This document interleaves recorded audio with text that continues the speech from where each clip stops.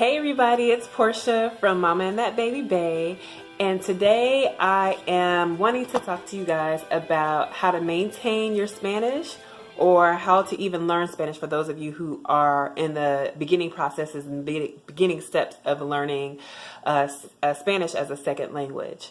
So I wanted to talk about this today because, as you all know, or some of you know, that I spent a couple years down in South America, in Ecuador to be exact. Shout out to my Ecuadorianos.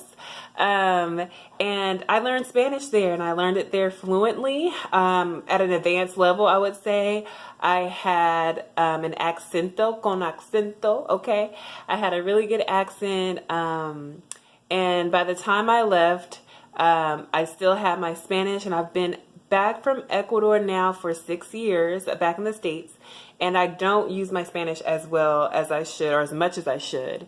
And now that I have a little one, he's a 2-year-old, I try my hardest to incorporate Spanish in our everyday lives where, if I'm giving him command words or if I'm describing something using an adjective or just trying to just talk to him in Spanish. But it's hard. It's really hard, especially if your surroundings aren't full with that language. So my tip to sharing with you guys about maintaining your Spanish or even using Spanish every day is to read children's books.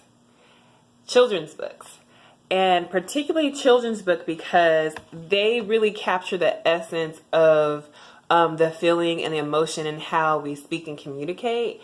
And I think that children's books really do a good job with showcasing that, and you can learn a lot from reading children's books. So I have a book to show you guys. There's a few books that I read, and I read them to my kid as well.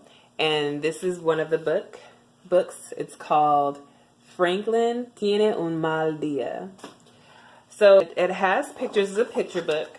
So this is really helpful when you don't really know a word, but you kind of think you do. Like, you're like, what is he talking about? Like, I think he's talking about the snowflakes, but I'm not sure. But the pictures will help you kind of correlate the word with what's going on in the story. And an example of capturing like the essence of what's going on and the emotion is there. See, I'll just read it to you here. So this book, it showcases, let's see.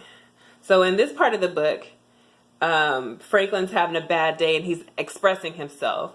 So it's written with exclamation points and some words are italicized to show like the emotion in it. And it says, "Este es el día más peor de mi vida." Typically, like you're reading this, and I read my child's stories every night, and I get animated. I read them to him with a lot of feeling and emotion.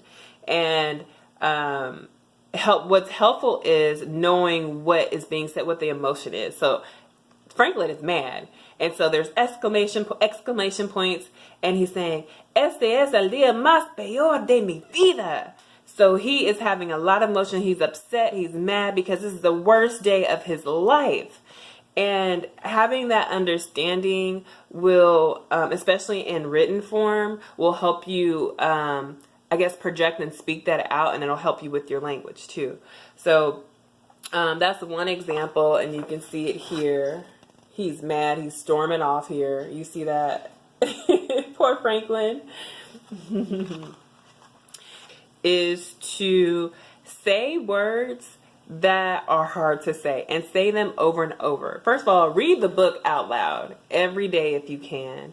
Whatever book you read it out loud every day. That will help you with your vocabulary. That would help you with your speaking.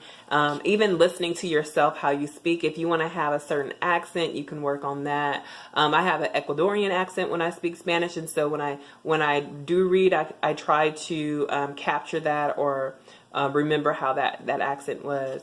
But there's one word on this page that got me stuck, and it's spelled REFUNFUNYO with a tilde, so, or with an accento. And so it's refunfuño, refunfuño. And so that's hard for me. At first, when I was first reading this, I was just like, wait, come on, refunfuño, refunfuño, refunfuño, refunfuño, refunfuño, refunfuño. So saying it out loud multiple times, that will be helpful as well. It says, the whole sentence says, también hace un mal día afuera, refunfuño Franklin. This is just him sitting at the table. He was talking to his mom, and he was telling her that he had a bad day outside as well. También hace un mal día afuera, refunfuño Franklin. And you can see from the picture here, he just pouting, he's sulking, he just not having a good day. So this is this is my tip. Read books. I have a few books. So I have a few books here. I have a toddler, so this is why I have all these kid books. This one's called My Very First Book of Numbers, Mi Primer Libro de Números. And it's in Spanish and English. And I have another book, Happy Baby, Bebe Feliz. And I try to read these every day. And this is, of course, more of the preschool level. Again, preschool level. And then this gets more into more dialogue, more grammar, and different conjugations and things of verbs. And this is more of a third grade level. So you can find books at your local library. You can find books on Amazon or wherever you shop, whatever your budget is. I would say get a children's Spanish book of all levels from, kindergarten up to, I would say kindergarten through 6th grade. And if you're Spanish, if you know your Spanish is more advanced than that, go into the high school levels or just buy a novel. But read every day, read out loud, and practice those really, really difficult words to say that tongue twist you, so that you can be really good when it comes time to actually speaking and talking, word recognition, excuse me. So, just think about that. And then that's my first tip to maintaining your Spanish. And I hope all is well. Ciao.